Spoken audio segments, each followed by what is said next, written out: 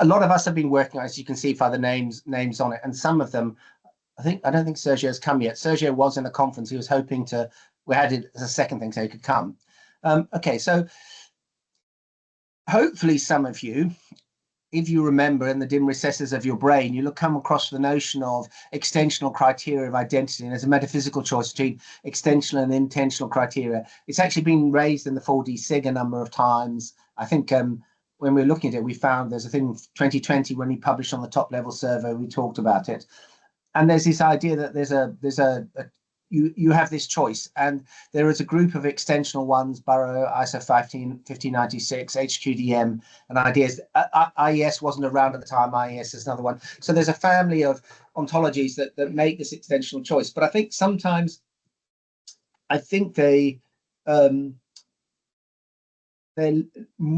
some people are more or less, there's a lack of awareness of what the choice implies. And what I'm trying to do here is to, if you like, show, if you like, the full range of implications of the choice.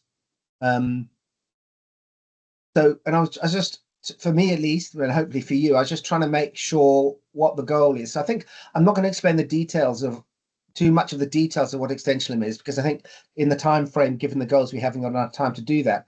But I just want to make sure there are various things. There's that the way in which extensionalism links to formality and computability, and actually links to that earlier conversation about 80 and 20%. This is about having 100%, having things deterministic. The other thing is what motivates this is extensionalism as a role, an engineering tool for examining critical data infrastructure. So the idea is that, and I think for most people who've been working on it, is that when you start looking at systems, particularly a number of systems, you try and integrate them, there are all sorts of implicit data structures that aren't on the surface of the data. And it's trying to find a set of tools that enable you to, in a relatively systematic way, uncover the underpinnings. Something that I wouldn't mind, and I'm happy to take feedback here, and I'm expecting some pushback, is that, and this is I share the concern, but in a sense I'm reporting the concern. Theories and meanings fail to provide good enough identity criteria. That's a standard complaint since the mid-20th century, and motivates a lot of the work. I think from a silo perspective, it's been stuck in, if you like, people who do logic or history of logic, and most people nowadays are unaware of the issues around theory of meaning, and I'm hoping to raise the awareness. And there's this phrase which is used by Villard van Orman Quine, regimentation, as a way to relieve the concern. So in other words, it's a way to inject good identity criteria into your models. I've said it here: construct the underlying extensional semantics.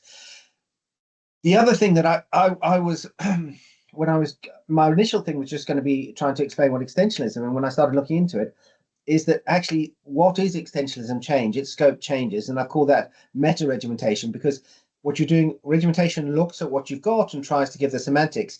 Meta-regimentation says, look, this is what we think extensionalism at the moment. What happens if we extend it? So we move extensionalism outwards. So they're two different processes, and I think it's quite important to understand the kind of meta-regimentation steps that are going on. And I think we're playing, as everything, you're playing a journey of catch-up. So we're going to show you the meta-regimentation things that are being done at the leading edge, and probably, well, maybe for some of you it'll be news. This is the structure. I'm going to just trying to stick to the framing, because you can be clear, if you like, exactly where I'm coming from. We introduce the journey, and then we go regimentation and meta-regimentation. We have a series of examples, and hopefully by the end, I will have met, at least with some of you, at least some of my goals. We've this is AI slop. We tried to, if you like, create a picture of a journey with this is the meta-regimentation journey with the various stages. I'm sure some of you, maybe even all of you, will recognize some, maybe all of the stages. So again, this is a slide, a version of which I do in a lot of cases, is that if you take our data systems and we just focus on the data system, so we're just focusing on computers, not humans. If we look at the underlying structure, there are patterns in the structure, and sometimes the patterns are not as good as they should be. And so they inhibit interoperability. Where two systems share a pattern, or we find a way of finding a common pattern, we can share between the systems. So that we have, the idea is we have a data infrastructure. It's critical for interoperability. There are cases where if you don't have interoperability, things go wrong, and you need to get it right. The data instruction often hidden. This Susan Starr's got this lovely paper where she talks about it.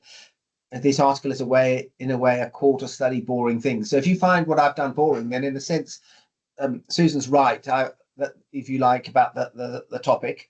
The other thing that I think when you're at the coalface is not so clear is that when you step back, you realize is that a lot of these data infrastructure you get I've got archaic foundations. You can find them in initially it said pre-computing, and Andy said no, it's early computing. But you look at these structures and you realize they were built for, I don't know, a pre-computing environment. They're centuries old, and I think that it's understandable that you might need to change and upgrade the structure. And what we're doing is we're saying this extension is a tool, is one of the tools in the toolkit to help you see how you can refactor. And it's just that there should be, for those of you who know a lot of work with sort of infrastructure stuff, whether it's electricity, energy, whatever it is there's a similar issue. There's the same issue. If your pipes, I believe in ancient Rome, there are still sewer pipes that were built by the Romans. They're actually working in some cases reasonably well, but you might well say, well, there's certain things that modern sewage systems do that these ancient Roman ones don't do, and we want to do them. So it's a question of, if you like, bringing the infrastructure up to date. But I think there is a focus, and people, I've said this a number of times before, is that there's a focus on the end product, on the final ontology. This is our final ontology, and less on the process of formalizing the ontology. This is what Quine called regimentation. And you start with the existing conceptual scheme, in our case, ordinary data structures, and we have this process of trying to improve it. There is this, we'll have a few quotes from Quine here. For those who don't know, he was one of the leading philosophers of the 20th century. He talks about clearing ontological slums. So the idea is that what you've got, your data is filthy in some sort of fundamental structural way, and we want to try and find ways of cleaning. And so the goal is to, just to be clear, it might sound that we're coming up with fantastical new ideas about how things fit together. That's not the case. Is that what we're doing is we're starting with what you have at the moment and just tidying it up. So we're doing something janitorial rather than, radically artistic in the sense of delivering something new. It might look very new to you, but if you trace its history, it's just the results of cleaning up. The other thing is, and this is something I found really useful. This is Katerina talks about this. Is she talks about taking a genealogical approach, is where you take something and you look at its history. Well, you look wide across all the places it occurs, and in time you look deep to try and get a picture of what's going on. And I think part of what happens today, particularly when it comes to the theory of meaning, is there's lots of work being done in logic and the philosophy of logic that just hasn't, the results just haven't made any impact outside to other areas that are working. Okay, so let's go through. We're on in the journey. We're on stage one. So I don't want to. Well, you can ask the questions and I will answer them. But for us, I don't think we need to get into the details of what it is. But if you think of extensionalism as a formal computable principle for avoiding conflation, or avoiding probably confusion and conflation, it's described down here. It's an in-principle way of determining identity. This is Nimrod Bahram has got this book, Extensionalism, and there's some nice things in it. He says, consider Tom and Dick as different people. If you say they're the same person, that's a mistake. Saying they're the same person sometimes is confusion. Not noticing the question whether they're the same or different is conflation. And I think there's a lot of both confusion and conflation going on, and naturally going on, because there's no answer. Or no easy answer that's going on. And part of the process here is to say, look, what we want to do is we want to have less conflation, less confusion. Again, this is Bahram again. He says that computers communicate by means of formal language, and he says a search for extensional theory is thus the search for a logical framework. So what we want to do is to be able for the computer to perform inferences, to do its computation well, it can only do its computation for what it's given. It's got no choice. There's nothing else there. There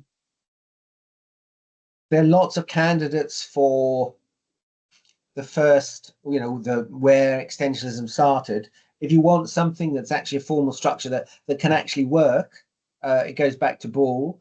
I mean, you could talk about Raymond Lull in the 13th century, where he had something that sort of worked, or Leibniz, who talked about it and sort of tried and didn't quite succeed. But the first clear succession is Ball, where he comes up with what's gone on, and it was eventually formalized into computability by Shannon in 37. Yeah. Our starting point, because it's easier, sort of, because I think, well, I'm not eating my own dog food in the genealogy sense. I'm sure there's lots of interesting stuff pre-Quine, but in our story here, we need a short story. So we're going to, in a sense, take Quine as our starting point. He's a major actor when you come to extensionalism. He is himself, he complains, a confirmed extensionalist, and he notes that his whole life he's worked on this. He says through the 7 decades that he's been working, and he says he actually thinks that he knew what it was before knowing the word or having the concept clearly in mind. And he has this, Quine is noted for being a certain dry wit. He characterizes this as no entity without identity. So if you don't know what the identity criteria are, you don't really know what the entity is. I mean, the quote's from 2000. We could go back and get a quote from the 40s if we wanted. This is just the one we got. When Ball started, if you read Ball, he's got a sort of a naive extensionalism. He just assumes that when he's talking about the classes, is the classes equivalent with their extension. So it's just a simple extension. I mean, it's done in lots of places. You can go back to Port Royal. You can probably go back to Aristotle. Frege, in the sense of this story, is probably the person who made a difference. He said that, look, there's more in play than just reference and extension. There's also sense or meaning and reference. And that's synonym bedatum, or sense and reference. So 1892. By the time this comes to Quine, he says that, look, if you're looking at semantics, there's a divided architecture.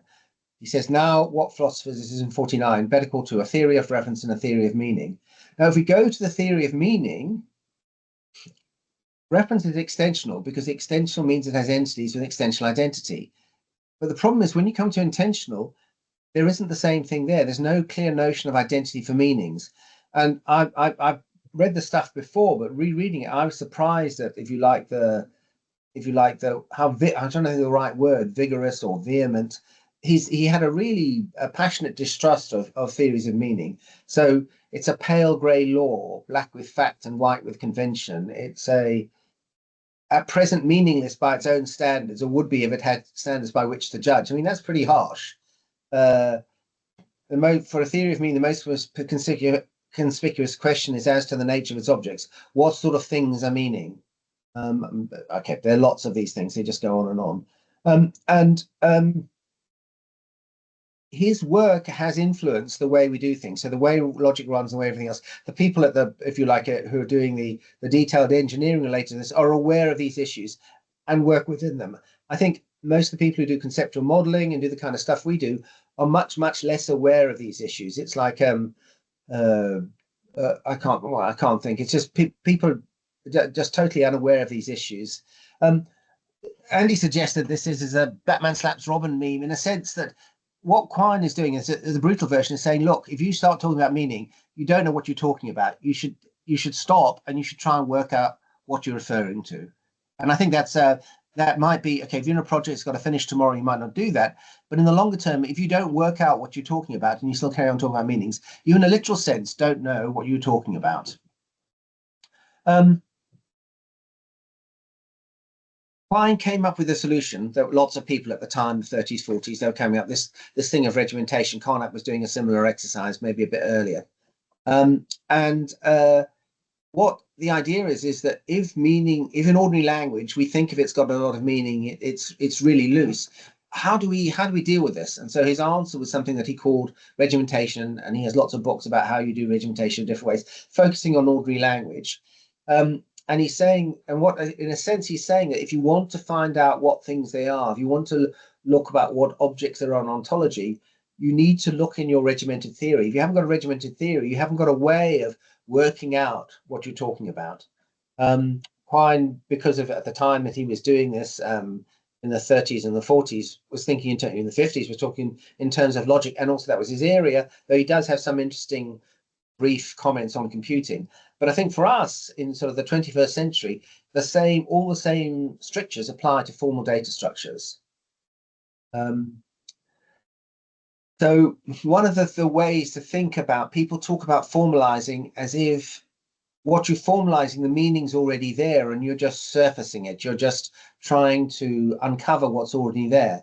What regimentation says, it transmutes meaning into reference, but it can't expose these. It's not exposing the meaning there, because what's exposing is the objects themselves, and the objects aren't in the meaning, because meaning is not a good enough tool to be able to expose what the objects are.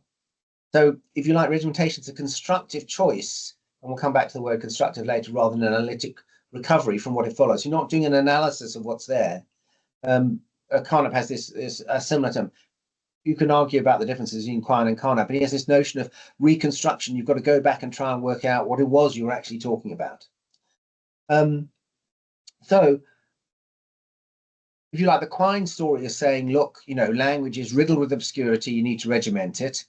I think what we hear is our ordinary data is riddled with obscurity, and we need to find some way of regimenting it if we want it to interoperate. So part of the argument here is that one of the reasons why we get these problems with interoperability is we haven't regimented our data in such a way that we can work out whether or not we're talking about the same thing. And if you want to read more, every so often I'll give you we've got a lot of paperwork which you can follow this up.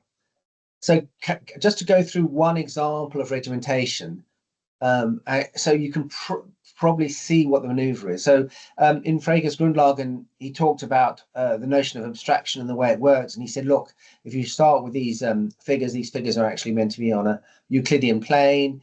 You look at them and you've got this notion of a circle. This is Frege talking, realize, not Quine, so it's pre-extensionalist. He's saying, got the notion of a circle. You can take out the circles, you can take out the triangles, you can take out the rectangles, and then you can say, yes, and the thing that if you like connects them is they're all shapes. So we've got a way of doing that. We've called them, as we said, your class of equivalence classes. That's after the event rationalization. It's not the way in which Frege was talking about it. His idea was you had this mental operation of abstraction. You do the same thing with lines. So you've got these various lines here. You take the set of all lines that are parallel, and that gives you a direction. And the nice thing about this is that it is a step towards making more concrete what a direction is. He's actually making things more concrete. So in a sense, that's good.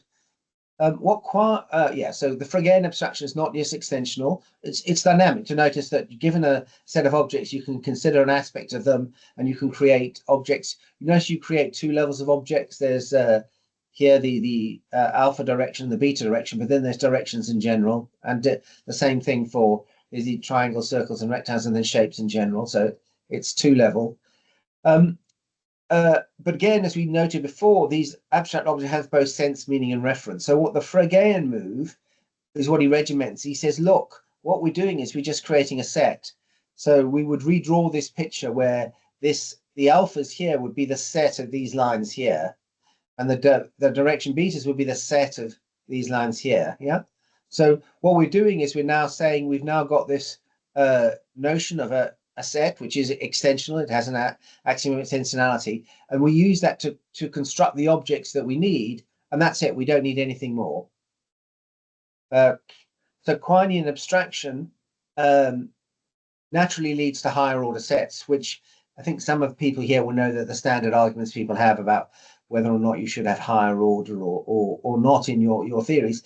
If you go back to Frege and so forth, and you look at what's going on, this is the late 19th century. So it's been a standard maneuver since the late 19th century, regimented by Quine into sets. So the need for these higher order objects is reasonably well established in the silos that you're not familiar with, probably.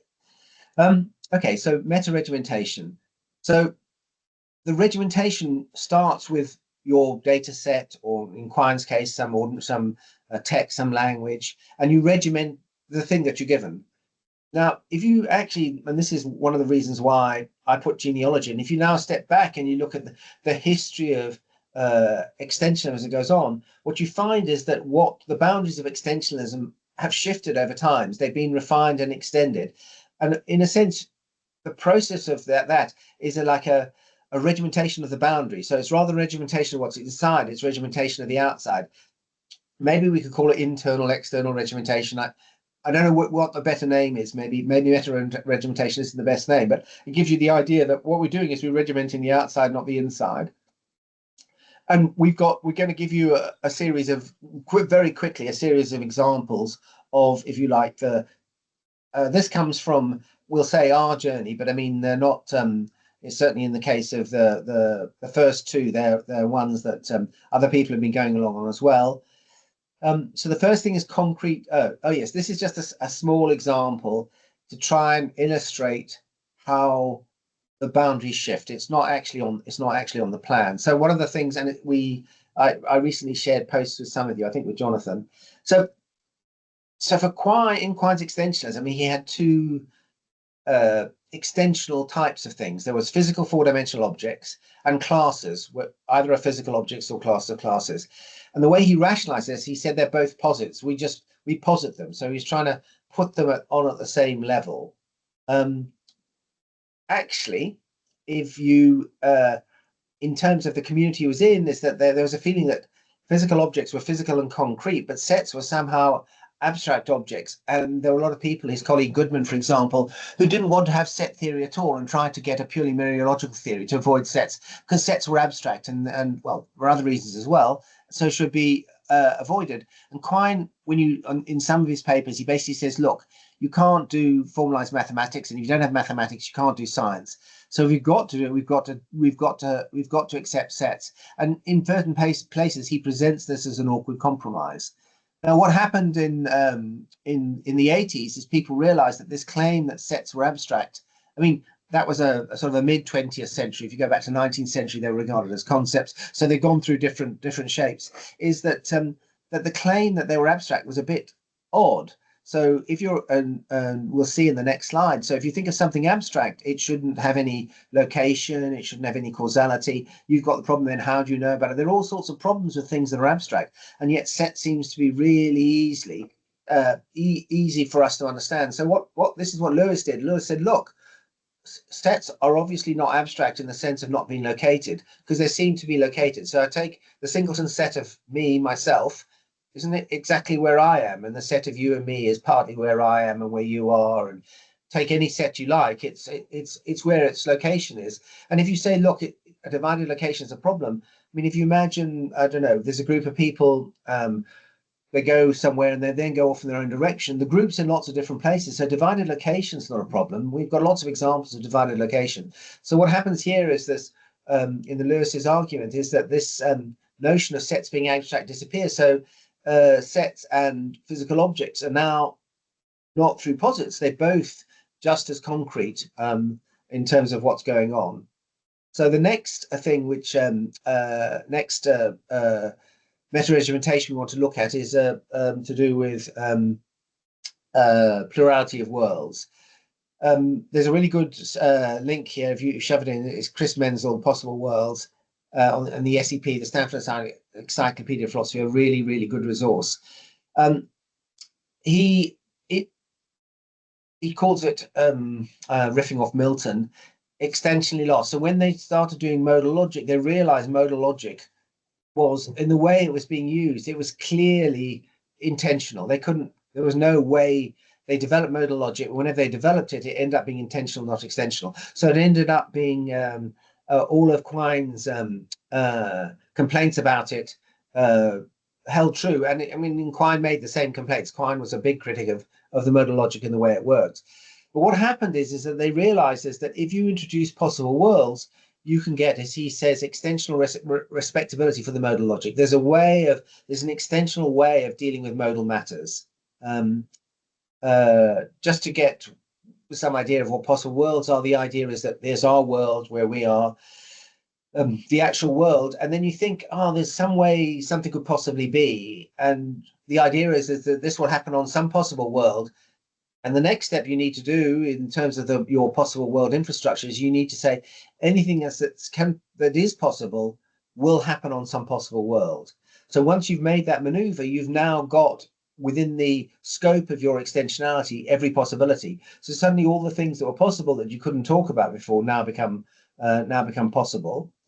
You might say, well, what's the problem? And what's interesting to me is how if you like, how murky the underlying infrastructure is. So we're trying to clean up the infrastructure. And Quine pointed out that most properties have a modal aspect. He likes to use this example. The classic example is renate having a kidney and caudate having a heart. And he's saying, let's just assume, for the sake of argument, that there never has been, never will be, and isn't any creature in our actual world that has both a heart and a kidney. Then as far as if we've only got the actual world, the extension of these two properties is the same. So if we're extensional, we're forced to say they're the same. And that's not something we want to do. So our extensionality, if you like, is failing to capture that we want to something we want to capture. It needs to be expanded. However, if we now include creatures in every possible world, and it's possible for a creature to have a kidney without a heart or a heart without a kidney, then in some possible world there will be. So then the extension of renate and caudate are different once we include the possible worlds. So what we've done is we've now made properties extensionally respectable. They're not going to be tarred with this theory of meaning brush. The next step, how am I doing? Oh, okay, I'm doing better than I thought. Okay, so this next step requires a little thought, and I imagine it'll be harder for people who know more about 4D than those that don't, because in some cases it involves a shift. So one can think of there being a semantic era, and I think am I going to do the picture? No, I haven't. In the picture we talk about the semantic era, and the semantic era is where we have this Quinean notion of there's a theory of references, a theory of meaning, okay, this is this is a quote. This quote's from Goodman in his introduction to Quine's Roots of Reference lectures. He says of words to other objects, some of which are not words, because a word can refer to words. So he's making the point that there are these, what we're interested in is the words and the way in which they relate to other things. So it's very semantical, because we're saying we need to understand the way the words relate to objects in order to understand what's going on. And you can even see it in the way this is Frege again. It's a symbol A is to symbol, and it's whether implicitly the symbol B is the same as the symbol A. So we're talking about we talk about the objects with a proxy, which is their symbol, and even the way in which they have this frame the test for extensionality for the logicians they are. If two expressions are co-extensional, they can be substituted for the other in any sentence, salva veritate. That goes back to Leibniz, without altering the original sentence as truth. So if you like, you're working at one remove for the object itself when you're trying to do this. So what you're doing is you're saying we've got these words or we've got this data, and we then think about how it relates to the world. So the constructional thing takes a different tack. It says, look, let's just look at the things themselves. What kind of things, how do they work together? And it leaves behind the link with semantics and reference. So it's just a theory of things. One can think of it, and I think there's a similarity, and for me it resonates, between something that happened in the database community. There's this paper here from 86 on object identity where it started, but there's the idea that the values that you have are separate from the identity of the rows. And anyone who's worked on a relational database and tried to work out whether the primary key is going to be a name or something else will know the problem is that really what you want to do is you want to be able the row to have identity that's separate from the value itself. So you see a similar shift here between away from the tuples and the values and the tuples to the actual identity of the things that are the values are referring to.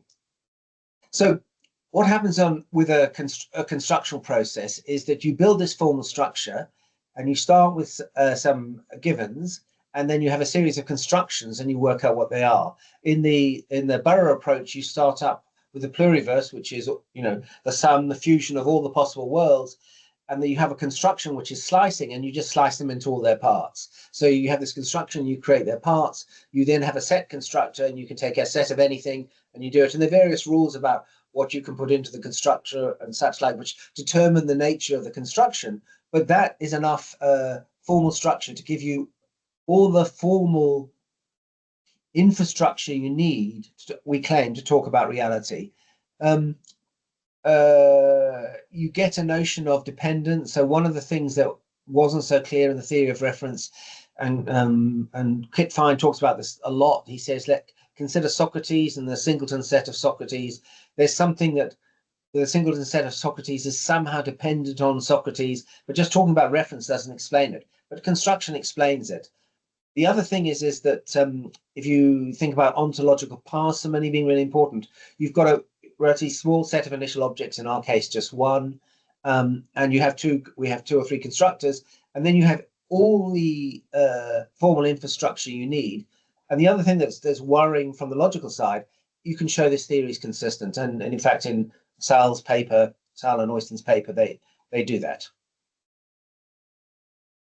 If you visualize what's going on, I don't know whether this is the thing that we've ended up with, some kind of funnel. You put your thing into some kind of sausage machine, your objects into a sausage machine, and it joins them up together, and you get something outside. You have components, you have the composing operation, and you have the composite, and then you have the relationship between the two. In this case, the whole, the parts, and the whole part relations.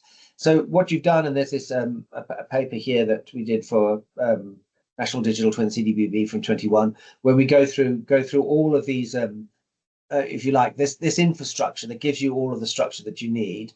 It's interesting is that, and Kit notes it in these papers when he talks about it, is that the mathematical structure of this is an initial algebra, and that's the same as is used in theoretical programming for data structures. And they've got a nice slogan: no join, no confusion. What no join means is that every object in the final algebra has a construction history. It's either one of the objects you started with or was constructed by the rules. So every object is constructed.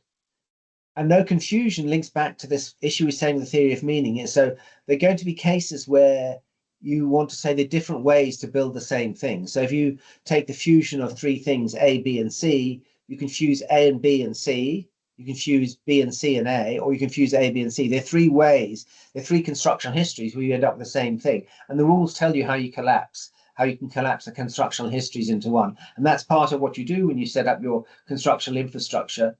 And what this no confusion is saying that you're clear. This no confusion is like you've got to be able to say whether or two things are identical or not. So everything has a constructional history. You then can say from that constructional history, you can say whether they're the same or not. So this gives you the meaning for sorting out identity. Standard mathematical structure used for data structures.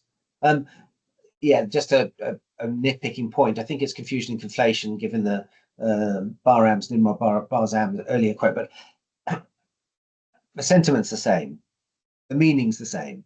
Okay, so you can follow the papers. We've got papers on this. So what's interesting here, for people who've been on the journey, and I would be interested in those people who have been on the journey on the comments, is that when you're doing, and we're now in this area here, these last two, is you do still want to do some things that tend to be talked about in semantics. And so, for instance, we'll go indexicality and uncertainty are talked, if you're in linguistics, are talked about. There is some, if you think on the wider field, there are some things that you want to capture. And notice they aren't to do with reference now. They're more to do with the agent and trying to make clear where the agent is. So and what it links back to is an insight David Kaplan has a lot of it, is that if you think of a term is always uttered by someone or written down by someone. It has an origin which comes from someone, and this is a sense placing the utterance, the agent who makes the utterance center. So the first thing is indexicality. So the puzzle of indexicality has a vast literature, including Winnie the Pooh. There's a story where Winnie Pooh followed the tracks of what he thinks might be a woozle. He's searching for the woozle, and eventually he realizes that the footprints are his own, and he's been, as it says in the story, foolish and deluded. So what that is an example of indexicality. I mean, there are lots and lots of science fiction stories and other stories where this happens. And what the problem is that the extensionality pre this agentology doesn't give you the infrastructure to be able to talk about it. And in our case, we found out when we were doing data integration across various systems is that we didn't have a mechanism for talking about it, and that gave rise to what our initial work in agentology. Here's again, as always, if you do the genealogy, you find that when you find something that's a problem in your particular silo, there are lots of other silos where they've been looking at it. And in the philosophy silo, again, and linguistics silo, studied a lot. And Lewis, in particular, who is if you like, after Quine's a second, I was going to say extensionalist, has looked at this, and he says it tells you how you fit in the world. So it's about you fitting the world, and he talks about this as this is de se knowledge, not de dicto. De dicto knowledge is knowledge about the world, is the ontology, is what the constructionology gives you. Now, when you go to agentology, you want to know about the de se. So here's an example. So if this is Regent's Park, you look at a map of Regent's Park. If I'm here and let's say you're over there, it's only me saying I am here or you saying I am here that gives the difference. There's nothing in the world that's different. It's the same world. We're not making any claim the world's different. We're just making the claim that the claim we're saying is that the person who's making the utterance, who's saying something, who's uttering the indexical I, is a different person. You can find, again, just to make the point, it goes back to agents in Aristotle physics. They talk about the roads from Athens to Thebes, and you go one way, it's uphill, you go the other way, it's downhill. So if you look around, there's indexicalities everywhere. We came up when we were re-engineering accounting systems in the early 90s. And what we realized is that the debit and credit depended on who it was. So this is an example from Pacioli's, the first book on so-called first book on double entry accounting, is that so Pacioli makes this purchase from Ruffin. If he does it, the cash goes into the debit side. But if Ruffin was going to produce the same sort of ledger, he put on the other side. So is this object a debit or a credit? It depends on who's making it. So one of the things that we realized when we rebuilt the system, we did the data, is we need to have, in that particular bit of data, we need to have given the person who's doing the perspective. And we call this the I mapping here. So we introduced the I into it. And what we found is that when we started looking at a lot of systems, there was quite often an implicit I hidden aware. So there'll be a config table saying, what's my preferred currency? And it's your preferred currency, it's not someone else's. So there's a lot of it there. And if you make it explicit, you can then start sharing the two systems, because now you've got a neutral picture with this in place. Chris, are you getting close to winding up? I'll make sure I do. Yeah. Okay. So the another kind of uncertainty that we came across, and this is work I've done with Nigel and Andreas, was again is really common, and certainly if you're in the